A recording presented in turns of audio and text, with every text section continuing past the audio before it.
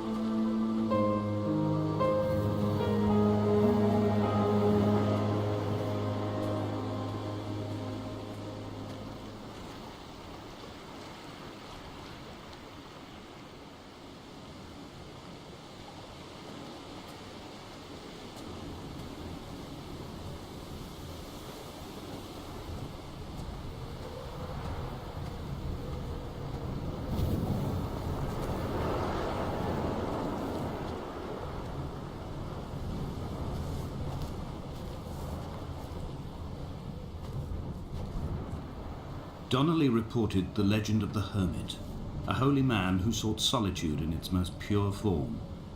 Allegedly, he rode here from the mainland in a boat without a bottom, so all the creatures of the sea could rise at night to converse with him. How disappointed he must have been with their chatter. Perhaps now, when all that haunts the ocean is the rubbish dumped from the tankers, he'd find more peace. They say he threw his arms wide in a valley on the south side, and the cliff opened up to provide him shelter.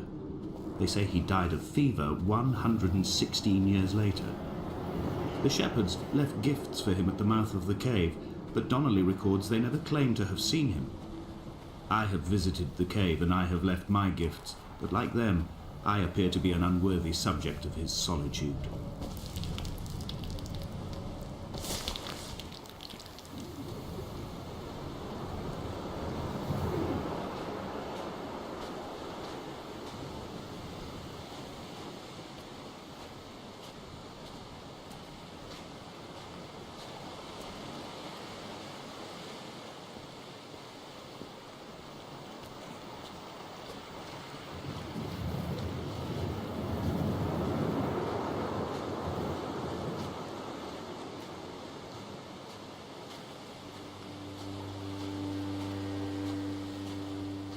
When you were born, your mother told me, a hush fell over the delivery room. A great red birthmark covered the left side of your face. No one knew what to say, so you cried to fill the vacuum. I always admired you for that you cried to fill whatever vacuum you found. I began to manufacture vacuums just to enable you to deploy your talent. The birthmark faded by the time you were 6 and had gone completely by the time we met, but your fascination with the empty and its cure remained.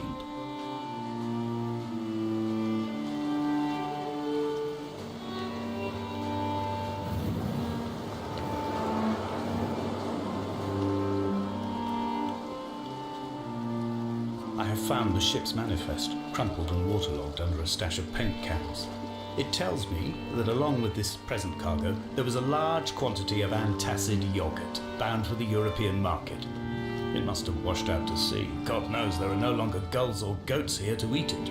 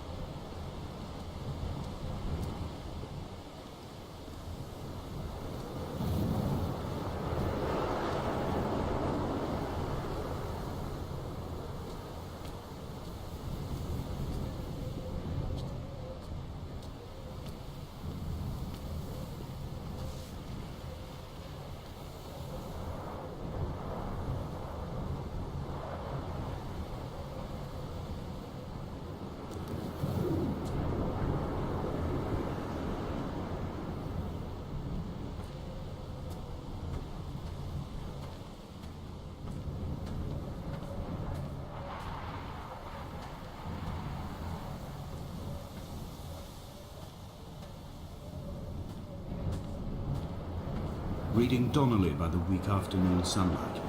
He landed on the south side of the island, followed the path to the bay and climbed the mount.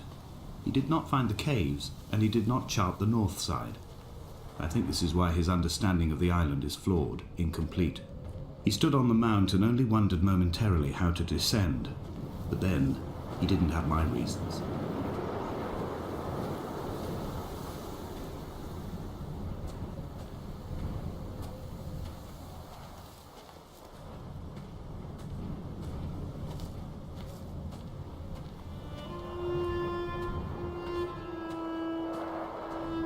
When someone had died or was dying, or was so ill they gave up what little hope they could sacrifice, they cut parallel lines into the cliff, exposing the white chalk beneath.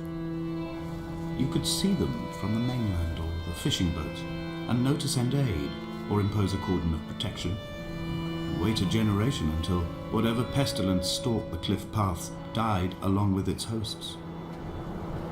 My lines are just for this: to keep any would-be rescuers at bay. The infection is not simply of the flesh.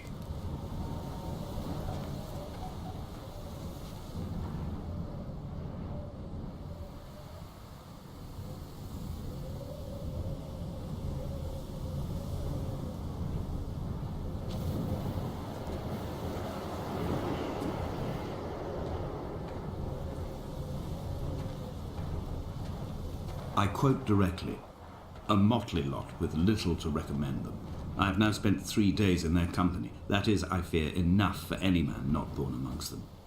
Despite their tedious inclination to quote scripture, they seem to me the most God-forsaken of all the inhabitants of the outer isles.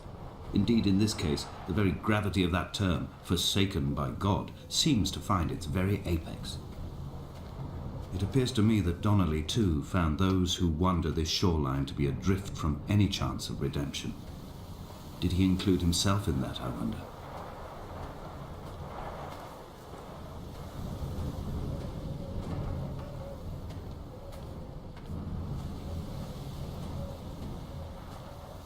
Dear Esther, I met Paul. I made my own little pilgrimage. My Damascus, a small semi-detached on the outskirts of Wolverhampton. We drank coffee in his kitchen and tried to connect to one another. Although he knew I hadn't come in search of an apology, reason or retribution, he still spiraled in panic, thrown high and lucid by his own dented bonnet. Responsibility had made him old. Like us, he'd already passed beyond any conceivable boundary of life.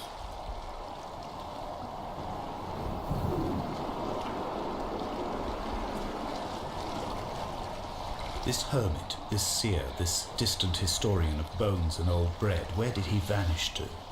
Why, asked the farmers, why, asked Jacobson, why bother with your visions at all, if you're just to throw your arms up at the cliff and let it close in behind you and seal you into the belly of the island, a museum shut to all but the most devoted?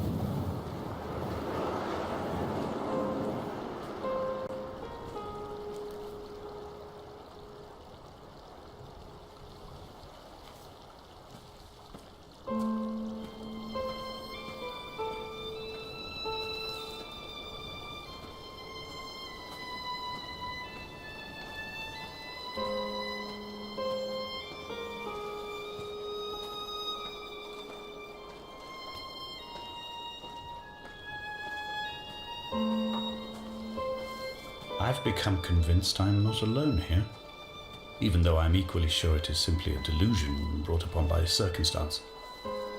I do not, for instance, remember where I found the candles, or why I took it upon myself to light such a strange pathway. Perhaps it is only for those who are bound to follow.